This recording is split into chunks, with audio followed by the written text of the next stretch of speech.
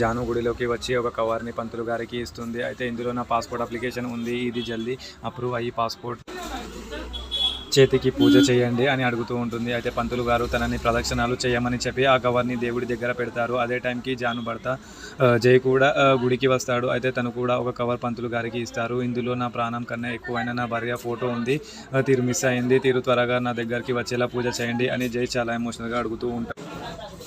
నేను దేవుణ్ణి నమ్మను, కానీ నా జానుని నమ్ముతుంది, అందుకే వచ్చాను. జాను దొరికితే నీకు ఎవ్వరు వచ్చినా లేకున్నా గుడికి కట్టిస్తాను అని జై దేవుడితో మాట్లాడుతూ చాలా బాధగా పడుతూ ఉంటాడు.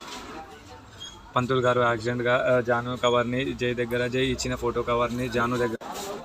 అయితే పంతులు గారి ఒక వ్యక్తి తన భార్య కోసం ఫోటో ఇచ్చాడు, కవర్ పోయింది ఏమో అని చెప్తారు. అయితే జై అప్పుడు ఇదే గుడిలో ఉన్నాడు అని అర్థం చేసుకుని జాను అక్కడున్న వెళ్ళిపోవడానికి ట్రై చేస్తూ ఉంటుంది. పంతులు గారు జై దగ్గరికి వెళ్ళి కవర్ మర్చిపోయింది అని చెప్పి ఫోటో ఇస్తారు. జై దగ్గర ఉన్న జాను పాస్పోర్ట్ అప్లికేషన్ చూసి ఇది ఆ అమ్మాయిది అని చెప్తారు. మరి నెక్స్ట్ ఏం జరుగుతుందో చూద్దాం.